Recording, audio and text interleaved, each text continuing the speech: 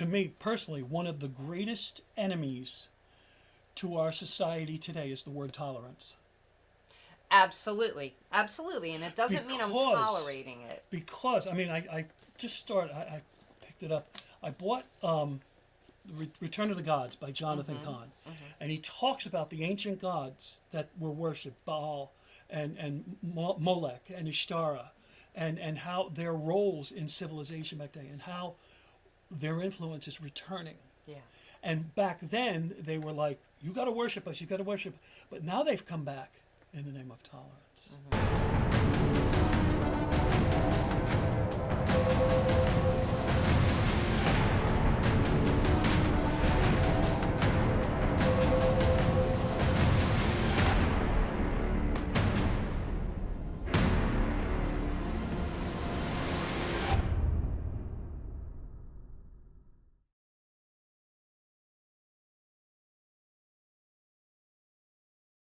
Hi, and welcome to another episode of The Relentless Warrior. I'm Jeff Dingsor, your host today. I have a very special guest, my podcast stand-in co-host this week, Debbi Minold-Marini. Debbi, tell us what your background is. You've just received your master's Yes. in tell us about what's going on. It's I just received my master's. I turned 60 in October, and this was always a bucket list of mine that I always wanted to get it.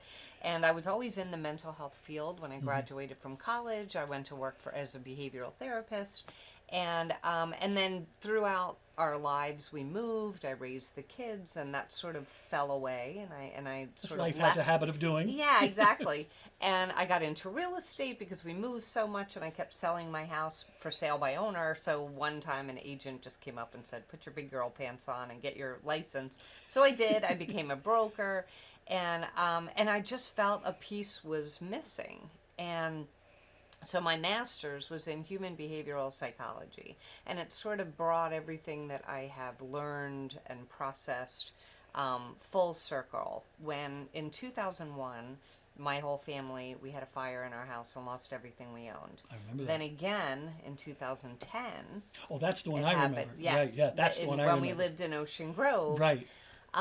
the hotel next to us caught fire in the middle of the night and took our house and everything with it. So again, we got out just in time, but I was just so angry at the world, and this began my journey back into the mental health field. Not wanting to be, but I actually declined in my mental health and was diagnosed with depression after the second fire. It was triggered by just having lost everything we owned again, and why are we going through this? And I would think that that's something that's perfectly understandable as a normal human reaction. Exactly. What really didn't sit right with me was that I was a behavioral therapist. I was in the mental health field, and I didn't even know the symptoms. So what I did is, once I was on the road to recovery, I really started looking into programs that would help others to educate about mental health and what signs to look for. Not to be the superhero, not to diagnose,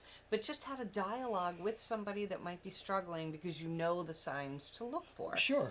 So my big mantra is, you don't know what you know until you know it.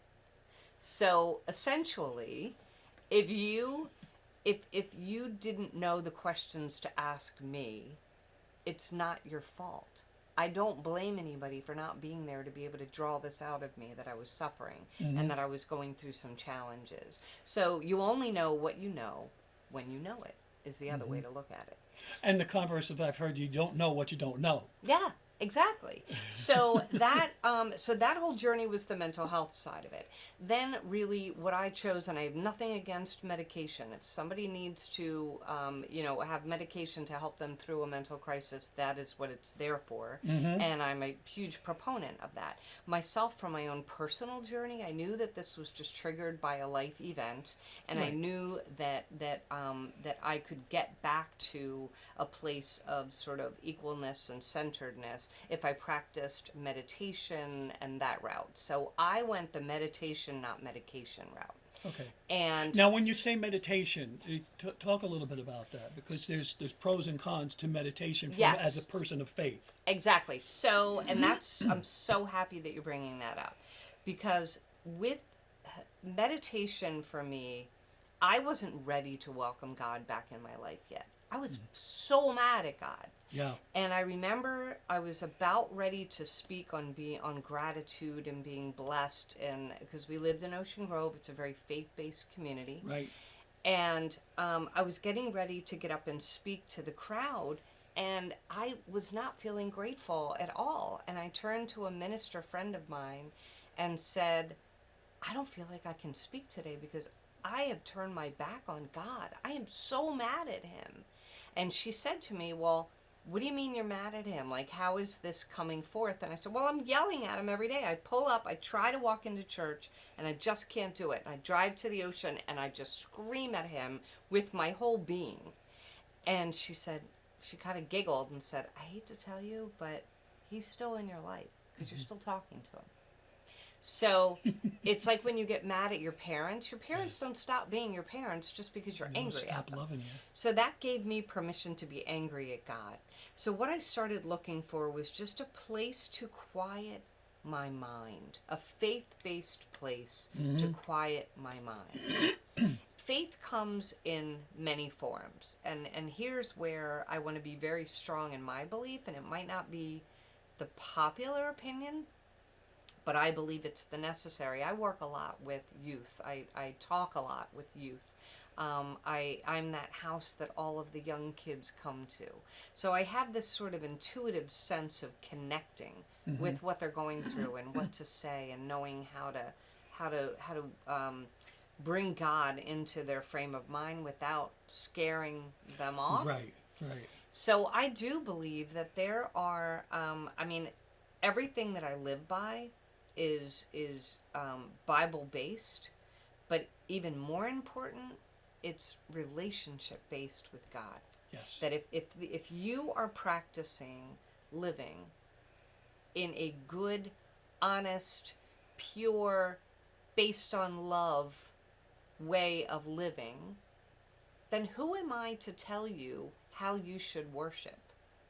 So if it is rooted and based in love, like I was raised Catholic, and I did not learn about any other religions until I was in my 20s.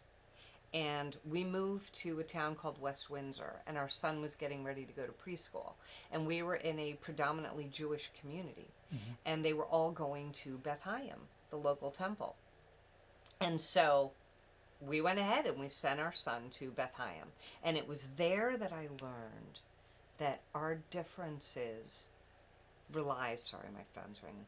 Our differences rely simply on, not simply, but on who Jesus is viewed as. But the Old Testament, our beliefs are exactly the same. So basically everything in the Old Testament points to Jesus. Exactly. So when Nick went through Beth Hayim, I see that as God's blessing in me to start practicing a little bit more acceptance and a little bit less of my way or the highway. Because go back to my life. When I was in college, my senior year, I felt so lost, and I became very involved in a charismatic movement that was a youth group in my church. And I went to college. I went to college my freshman year at a university that was half fraternities and sororities and half households and charismatic prayer groups. I went there as a charismatic, and every Thursday they would have a prayer group, and across the street the fraternities and sororities would have what they called beer blasts. Because we were in Ohio. Okay, so they were keggers where I am. Yeah. So they would call them beer blasts. And I would leave my prayer group and go over and just chat with people at the beer blast and make friends with them. And just, I would talk about God. I would talk about Jesus. I would say, like, where are you? Where are you in your life? But I would wait until they approached me and said, what goes on at the prayer groups? What do you talk about? And I'm like, hey, why don't you come with me one time and see? Well, my household didn't like that. And I was severely judged by my prayer household for hanging with, quote unquote, sinners. Who did Jesus hang with? Oh my gosh, that's exactly what I say. Is Jesus, how are we going to affect change and let people know God on a personal level if we stick with our own group? I mean, and when you think about it, the fishermen in those days were like the lowest of the lowest. They stunk. They were common. They cussed up a storm. Right. They were, The tax collector. I mean, exactly. Right. Mary, exactly. a prostitute. Yeah, And he hung out with these people. right. But he set the example. Yeah. And he accepted them on the in the sense of, I love you. Yeah. Yeah. But now here's an alternative. Yes. And so that was the beginning. This is what God wants. Yes. This is how God would like for you. Exactly. And that was the beginning of my decline of traditional beliefs in religion. And for every like when our house burned down, right? It was reduced to a pile of ashes, and upon the ashes rose our new home. Mm-hmm. And I always look at that scenario of we lost everything, but we gained so much more. Well, our family realized that we could live in a cardboard box. That's so profound, because when you realize that what we have here is so temporary, and it's just stuff. Yeah. Nothing that can't be replaced, no matter how sentimental. Exactly. But when you keep your eyes on the prize, as Paul says, of Christ, Yes. that none of it doesn't. It's like, okay, Yes. so we start over. Exactly. And going back to what happened to me in college, I want to bring up a very important point here. I believe, and we touched on it a little bit earlier, I believe that evil exists. I believe that there is always evil trying to permeate the goodness of God and the goodness of Christ. But I also believe that there's something called just a lack of knowledge. And the people that were in my prayer household as a freshman in college were not evil. They were just practicing what they knew or what they interpreted to be right. There's a big difference. So it wasn't. What happens? It wasn't malicious in the sense that they were setting out to manipulate people into their religion. Right. They only knew what they knew. Right. So this is where my purpose, I think, really started to be defined. And I fought it tooth and nail because of that experience and several other experiences that are personal. I did not want to be that person that was penned in talking about God. I resisted it for so long, and every night. I mean, when I was a kid in grammar school, I was in second grade. I was so bizarre. I used to wish to God that he would give me the stigmata like Padre Pio had. When I learned about Padre Pio in second grade, oh, I wanted to be him. And I could picture it like in A Christmas Story where the boy, Ralphie, writes the essay and he brings it in and gives it to his teacher. Yes. And he can picture her going, A+++, and they raise him up on their shoulders. That was me. I would kneel in church and just close my eyes and pray. I would open them and I would look for the holes, and it wouldn't be there. But while my eyes were closed, I would picture everybody in church, all the little kids coming and putting me on their shoulders. And so it was a little bit more ego than it was religious, motivated. I was a shy kid and I just wanted that. So that's how faith-based and touched that God was putting his hand on my life then. Mm-hmm. And it took me so many years and life experiences. So this is why I believe that evil exists. But if someone does me wrong, if someone treats me wrong, if someone aggressively battles what I am saying, I don't see them as evil. I see them as being a product of the crap that life has thrown on them. Mm-hmm. And that makes it easier for me to operate from a place of forgiveness. Right. And just try to... I don't want to try to force my view on you. Right. And that's where human behavioral psychology comes in. I simply want to understand you, and then I can battle with your negative belief system. Then I can try to turn that around. So I use very gentle terms when I talk about God. And I fully believe in the whole armor and Right. you know, body armor and the belt of truth and the, you know, Sword of the Spirit. exactly, Yeah. exactly. I believe that, but I also believe that it's so important to not put that on prior to approaching people. I feel it's important to wear God's armor, but I feel it's also important to lay it to rest for a bit and practice a bit of acceptance and understanding and knowledge of getting to know where you're coming from. Not accepting it. That doesn't mean that I accept it. Because I think, to me personally, one of the greatest enemies to our society today is the word tolerance. Absolutely. Absolutely. And it doesn't mean I'm tolerating it. Because, I mean, I just started, I picked it up. I bought Return of the Gods by Jonathan Cahn.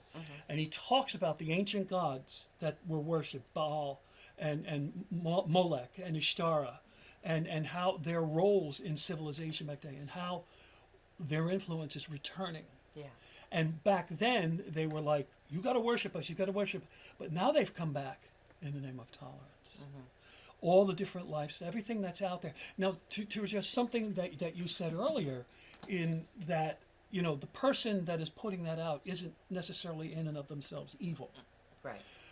But that doesn't necessarily mean that the influences behind their thought process isn't being influenced by something that's evil. Absolutely. And that's where we need to take the stand for protection upon that person.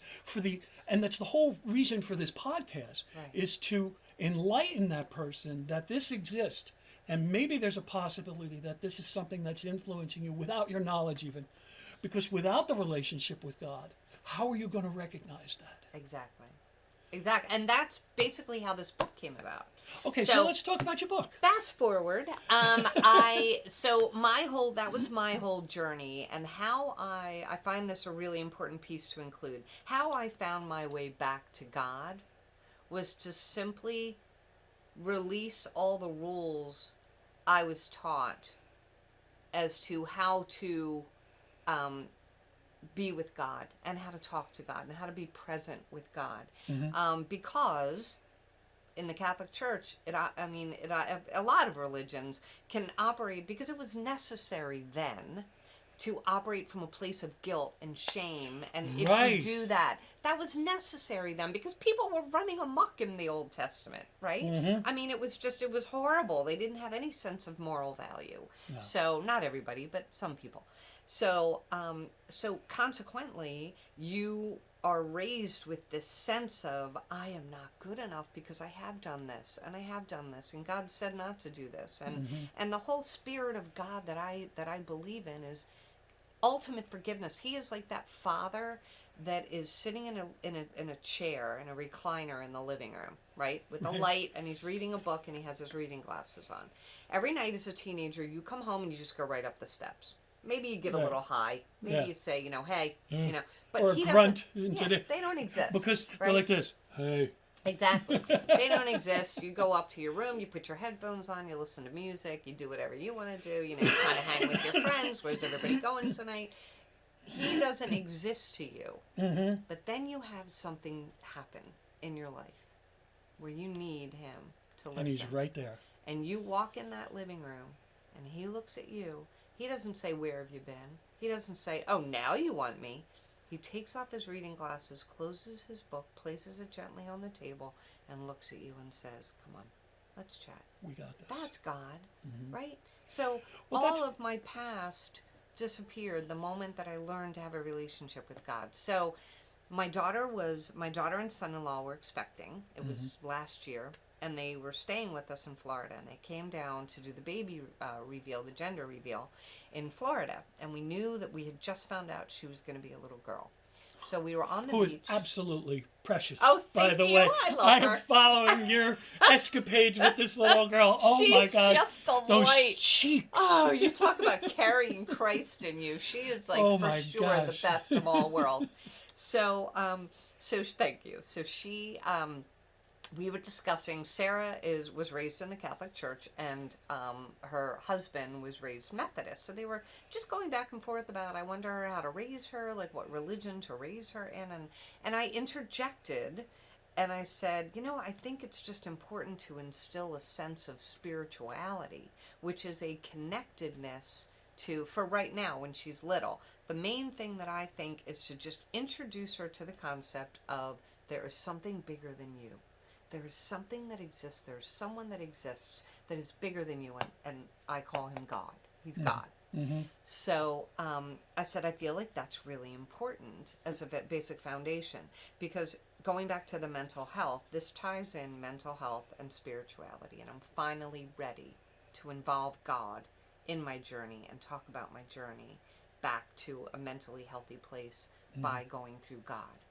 And I wasn't always open to talking about that. Right. So when I started talking about it, it just brought to life the missing piece. When I was in depression, when many people are in depression, you feel like nobody can understand you. You feel so alone in your own thoughts. You don't want to talk to people, because every time you do, you might resolve an issue, but then that issue resurfaces the next week. You're trying so hard to control your thoughts, but no one can understand your thoughts, or so you think, right? Mm-hmm. So the one thing, my son's friend, Sean, took his own life at 19. Oh, sorry. And that, I carry his card with me all the time, Mm-hmm. because he is literally the driving force that taught me to interject this feeling of spirituality and connectedness to God. Because I liken it, when I go to talk to young kids about this book or I do a reading, what I say is, when you fall on the playground and you scrape your knee, right? What are some of the things your friends would say to you? They'll laugh at you. Yeah. And the kids are like, they'll laugh, but they'll also be like, how are you? Are you okay? Rub some dirt on it. You need to go to the nurse. Yeah, exactly. That was our parents. Where the heck did that come from? Oh, no. And, are you okay? But if you're walking home from school and you trip and you fall and nobody's around and you skin your knee, some of the thoughts that go through your head are, I feel so stupid. I hope nobody saw. I feel like an idiot. I'm so clumsy. I'm always falling. And what I tell them is, in that moment, I hate to tell you this, but God is right there saying all the same things your friends said to you on the playground. Mm-hmm. All the kind words that they offered. All the ways of support. And it's funny, because the footprints in the sand poem has always meant a lot to me. I look back on my own life and my own journey, and I went through a time personally where it was very difficult to talk to God. Mm-hmm. It was a numbness. It wasn't a lack of faith. It was just a numbness. I felt my prayers were empty, where I had a very difficult time praying. Yeah. And for a lot of different reasons, which, for another episode. But Brady and his wife actually helped me through that without preaching and all of that, just through a reassurance that he's still there. Yeah. And you look back and you see those footprints, and even how much more than just at times when we can't see God, but in our everyday life, like when you trip and fall and there's nobody to see, he picks you up. Exactly. And with kids, but we don't recognize that. You're exactly right. And with children, a lot of the time. So Where Was God at the Beach is the first in a series of 5. There's Where Was God in the City, that will be released hopefully in September. Okay. Where Was God in the Mountains? Where Was God, that's based on my experience with my grandfather's place in the mountains. Awesome. And they're all based on Quinn, looking for where God is in the everyday things. Because a lot of times when we explain God to children, we look up to the heaven, or we make it seem as if he's so far away. And I feel it's so important to remind them that he's walking with you every single step of the way. He's right here, next to you. He's not something floating thousands or hundreds of thousands of miles away. He's very, so I wanted to present God in a relatable way. And that's the whole point of the Holy Spirit. Exactly. The third person of God. And exactly. That he dwells within us. Yes. And so he's right there. Exactly. So it starts out by her being at the beach and saying, I look at the ocean, I look at the sea, I look at the seagulls looking at me. And it goes through Quinn's whole day about what she sees. And at the end of the day, when she's getting ready... Oh, she lives! She lives! So at the end of the day, she asks her mom, where was God with me? And she says, he's the shade that protects you as your umbrella leans. He's the sand in your castle for the king and queen. He's the ocean and sea, seagulls and the winds. So basically, she tells Quinn that he is literally everywhere. Everywhere. And that, I feel, so this originally That's just started out fabulous. as a book that only Quinn was ever going to see. Uh-huh. But then it turned into this whole big production. And I am so happy that it did. And you want to talk about the hand of God. So faith takes on and can take on, spirituality, belief in God, can take a form at a very early age. Mm-hmm. And that will get them through those And we need to be times. planting the seeds in I our young agree. people, which just hasn't been done. Yeah. Hence, where did that come from? Hence why. thither yonder. That, and I think that has a lot to do with our generation failing as parents Yeah. to instill that need, that necessity for God in our lives. Mm-hmm. All in the name of, like I said earlier, tolerance. Yeah. And it's funny because I pray, I have my morning devotional and my nighttime devotional, and I still say, you know what? I failed you again in the exact same area, but I lay it at the foot of the cross. And the amazing thing, it was something you said, I didn't want to interrupt you, but the amazing thing about God was that he sent his son to die for us, to be that sacrifice for the redemption of our sins while we were still sinners. Mm-hmm. He didn't wait until we became good. Right. Right. Because none of us are good. Right. None of us are good. We are all born on a journey to hell. Right. Unless we have that unless we accept the blood sacrifice of God. That's what he said. And yet he did that for us when we didn't deserve it. And we still don't deserve it. Yeah. I don't. The most righteous person I know doesn't deserve it. But that's the love of God and how much he loves us. So if there's one thing that I would love to leave people with today, it's that there are people who, it is so important to live by the Bible, but it's also important to not hide behind the Bible. Exactly. So I think that it is so important to know what God expects from us, Mm-hmm. but we always have to keep in mind and remember that the gift of love, don't try to love somebody. Don't try to accept somebody. Just love somebody and accept somebody. What was Jesus' new commandment? Right. Love one another. Exactly. It's that simple. And I think that's a perfect place to wrap up. There you go. So, Thanks. Like our Debbi- dialogue is the perfect example as to Yes. how you can share different ideas right. and sort of percolate on them. Right. And learn. It kind of makes me want to go and kind of read the Bible more. And I encourage you to, because Yeah. it has truly changed my life. Yeah. Especially with everything. It was one thing to experience the things that I experienced in the book. It's another, having my liver healed and the things that God has literally saved my life numerous times throughout my life. I can't begin to tell you the way God has moved in my life. And I've only, in these last several years, as I've gotten into Scripture more, that I understand why he did it.